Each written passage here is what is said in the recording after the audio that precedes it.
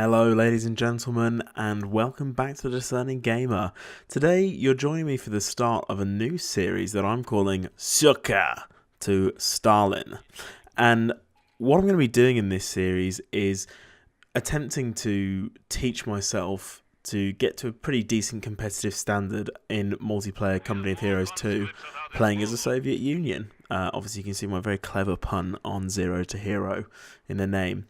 And I've been looking for a multiplayer RTS to kind of sink some time into and get good at for quite a while. And I think, I'd played a lot of Company of Heroes previously and it's been sitting under my nose. I mean, it's a game that's been going for a long time. It's been pretty well supported. It's got a fairly active competitive community and I like the style of it. So, I think it's kind of an obvious choice here. So in this series, the idea is I'm going to be looking at replays from top players, I'm going to be analysing my own replays, I'm going to be reading forums, and I'm going to be basically showing you a cut down, edited version of my learning process and my progress, and maybe even getting some of you guys involved with some practice or, for some highlight games. So without further ado, let's get into it. So the first replay we're looking at is Von Ivan versus J for Jet, two pretty highly ranked players. Von Ivan is one of the top Soviet players, which is why I chose this replay, and I do believe he loses in this replay, but I wanted to look at it regardless because you're still going to learn a lot watching top players even if they lose, and obviously you can look at why they lost and maybe try and avoid that pitfall for yourself. So he's gone for a 4 conscript opening into a machine gun and with a flamethrower on his conscripts, and he also then went for an early T-70 in response to the Panzer II that Jay got out.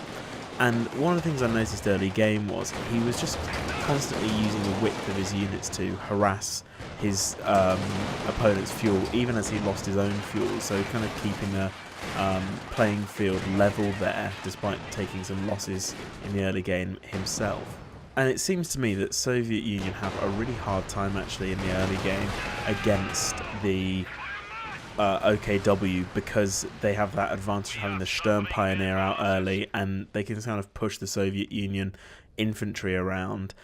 So you need something to tip the battle in your favour, whether it's an MG or the Engineer Flamethrower or some Penals or something like that. The T-70 he went into, I know the T-70 is effective in this matchup, but against the Panzer II, it's a bit, iffy because it doesn't seem to really counter it effectively on its own. And then later on, as we saw, the Heavy Puma just rocked up and knocked it straight out. And from this point onwards, it always seemed that Von Ivan was just behind on the vehicle race and could never really control the pace of the battle because he was constantly just getting aggressively put down by the Lux Panzer IIs that were just constantly going around and cutting down his infantry, cutting down his ability to control the map, cutting down his vehicle crews. And every time he started to build up his vehicle forces, the Heavy Puma would just come out and snuff those out as well. And I think the core problem here was an issue of initiative, that Von could never really control the pace of the battle, he could never really control the map, he was always reacting to the Panzer IIs that were just racing around, wasting all his infantry and taking away his map presence, and then forced into uncomfortable situations like that where he just lost 2 of his T-70s for a Heavy Puma and just sort of had to take that because he couldn't dictate the fight, he couldn't build up enough forces. And even though the forces were quite even, he never got to a point where he could use his forces in a way that he wanted to and dictate the fight. And I think that was kind of a learning lesson for me there. He opened strong, but he never was able to live up to the potential of that, and I think because he overextended and didn't respond well to those looks, so you've got to be really careful about that and maybe just take the favourable fights and conserve your forces. So the next replay we're looking at is Sidolio versus Ragnar, and I'm not really sure if these guys are good players, but we've just had a patch, so there's a limited amount of replays we can go for, so I thought I'd have a look at it. It's the same matchup, And what I noticed was that Sidolio seemed to do better against the OKW infantry in the beginning, because it seemed like he didn't try and grab so much of the map, kept his conscripts and his engineers closer together, and was just able to bleed the OKW player a bit more aggressively in those early engagements. Obviously, he didn't have as much of the map for his trouble, but it was sort of able to fight back a little bit more and control the pace of the battle. He then moved into a flamethrower on his engineers, which was pretty handy, as you'll see here. He was kind of able to leverage that to push back against the Sturm Pioneer and get some damage in on the OKW infantry and just hold his own. And that was the main difference I found, is that he was definitely holding his own much better against the OKW infantry in the early game. So, although he's gone for a small area of the map, he's pretty much held his fuel for all the time that he's been playing, which is obviously important in teching up and building to the strategy that you want to. And where he's pushed out, really, he's only gone for like his opponent's cut off and just focused on keeping his one area of the map under his own control.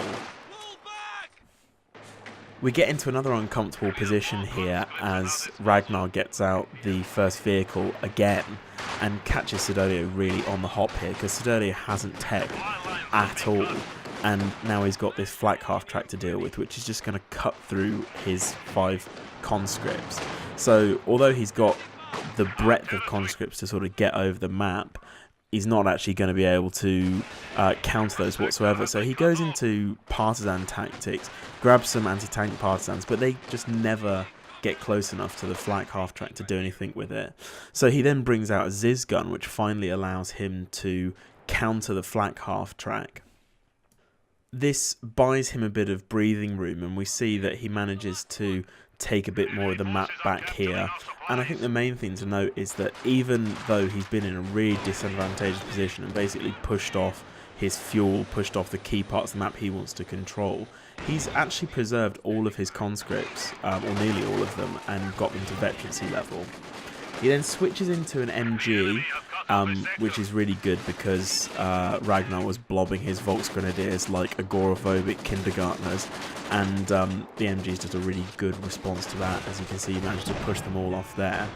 He gets out a second Ziz gun and then goes into a T-70. Again, the T-70 is going to be really good at beating down on those Volksgrenadiers and Fallschirmjägers, as long as it kind of pivots around the Ziz guns, because obviously it's not going to be able to deal with the Panther 4 that we've got out now, and it's really not even going to be able to particularly very quickly kill the flak half track. But you can see here he kind of forces the Panzer 4 into a chasing position, losing one of his T-70s, but is then able to follow up really aggressively on the P4 and drop it off. It's only some quick thinking with smoke that saves that. And again, we see it happening here where the P4 kind of overextends trying to go for those T-70s and gets caught in an AT gun net and taken out. And again, if we look at the minimap here, he hasn't got much of the map whatsoever, but he's conserving his forces and picking the smart fights and just trying to stop the VP bleed. So even though his opponent's got a King Tiger out, he's keeping his AT guns out and is able to at least respond to it somehow. At this point, he also managed to punish another overextension by a P4, and I don't know whether this is just Ragnar sort of playing a bit stupidly or whether it was his own, deft play that sort of forced that. Ragnar responds with a Stuka Zufus, takes out both AT gun crews, which is painful to lose the experience because obviously that makes him much better, but he's still got the AT guns, and he, the main thing here is he's just not being over ambitious and able to constantly preserve his forces. And you see here he's just using the T-70s to constantly chase after the OKW infantry around the edges of the map, and you can see at the top he's just bled them down to nothing and forced the King Tiger to respond, and he's able to snipe it with an Su-76. And finally, he's gone from being completely on the ropes, zero map control, to having this really strong core of machine guns, AT guns, veteran infantry, and he's just sort of turn the game around completely. So I don't know if that was Ragnar sort of misplaying it, playing into his hands there. I can't really tell at this point, but it shows the power of Soviet weapon crews for sure, and also perhaps a rule that von Ivan could have perhaps benefited from if he'd have played to his own advantage rather than trying to play when the enemy's got the initiative into their hands. So now we're looking at my first game that I played after doing this initial bit of research, and I actually noticed, I didn't think that the opening game, it was okay from both of the replays that I watched, but I didn't think it was that strong against OKW. And I noticed on the forum somebody said that a good way to beef up your infantry offering versus OKW is to go into Special Rifle Command and build some penals, because obviously they're tougher and do more damage than conscripts. So I actually went for that. I decided to follow the capping order of Sidolio and just go for my fuel, be very conservative, and retreating my engineers to get my Special Rifle Command out so I could get some penals out and see how they perform.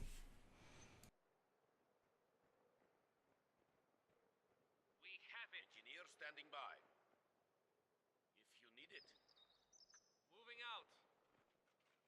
You need something demolished? So my penals came out, and I was actually really pleased with them. They were able to stand up really nicely to Sturmpires and drop their fragile model count pretty quickly. Obviously I pulled them back fairly quickly here because they were so heavily outnumbered. I just didn't want to bleed. But you can see here, I'm able to really hold my own here with my two conscripts focusing down the Sturmpires, and the penal battalion's able to push the Volksgrens really easily off my choke point cap. You know, the capture point that disconnects all of your fuel. So I was able to push them off of there, and you know, the early game I was feeling pretty comfortable with it, to be honest. I held all of my side of the map. I was able to hold the VPs and you know, bleed some of his squads out, and so that was all going really well. I was feeling good about it. He got a machine gun out later, which I didn't really feel like I had a response to, so I just sort of stuck to the edges of the map for the earlier portions of the game.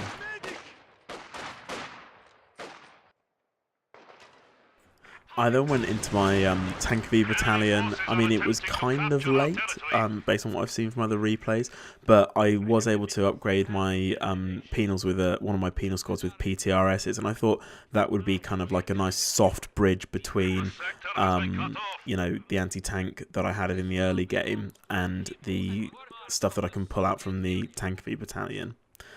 And one thing I made a really big mistake here is actually I didn't get Molotovs at all this game, because he didn't pull out weapons teams early on in the map, and I just didn't feel the need for it. And then I just kind of was always rushing to get something else out with my fuel and never got the mollies.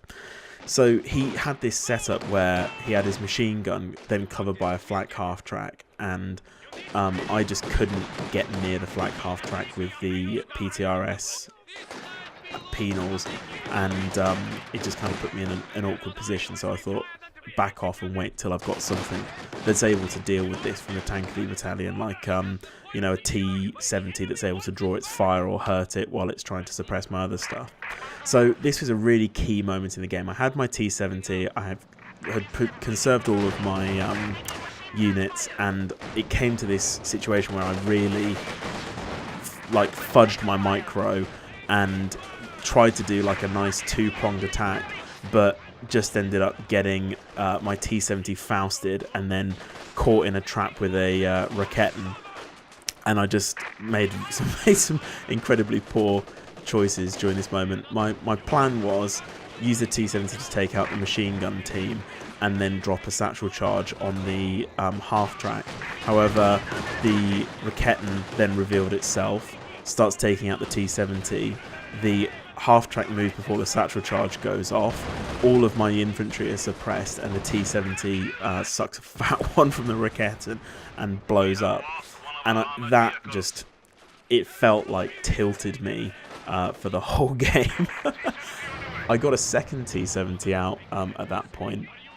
You know, not feeling terrible in terms of like my map control, but my opponent cleverly went for the VPs and just, you know, bled me that way. So I was working around the edge of the map, trying to use the T-70s as I'd seen before to punish the OKW infantry and allow me to like decap his fuel, and just kind of avoiding that bit in the middle where the flat car track and the machine gun were for now until I had something better to deal with them. And what I should have done at this point was got a support weapon Campanella and got a Ziz gun, because I could have used that to push the middle to support my T-70s. I could have had a machine gun which would have just thrown the infantry engagements way more in my favour.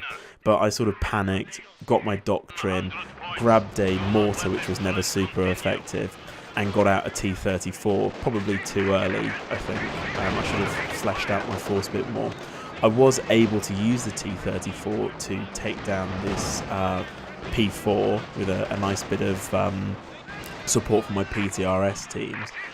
However, it then swiftly goes down afterwards because it gets its engine disabled and is later flanked by a P4 and the Rakettenwerfer as well. And that was, it was just frustrating. Like I say, I felt like I was on tilt from that initial engagement where I lost the T-70 and just sort of fuzzed the micro up really hard. However, this is a nice little section where I was able to mark the P4 and go after it with 3 PTRS teams, and just look how quickly they melt it. That's a really good sort of bit of info and tactic to have in your pocket for later. But at this point, you know, even though I just killed 2 P4s, I feel like he was well ahead of me in the tech. He'd finally managed to equalise the map cap, and if you just look at my VPs, he'd killed too much for me to ever be able to equalise, really. So it was a defeat, but I was pretty happy with how the early game went. I think I can build off of that. I think maybe rather than a T-70, the better thing to have gotten out would have been an Su-76.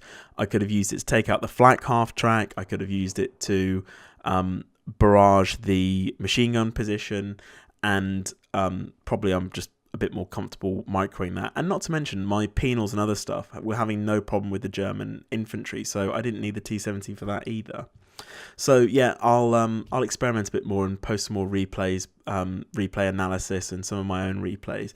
But if you guys have got some observations or comments, let me know in the comment section below or in my Discord. And if you want to arrange some practice games or get in on the Sukkah to Stalin journey, then hop on the Discord and drop me a message. All the links will be down below.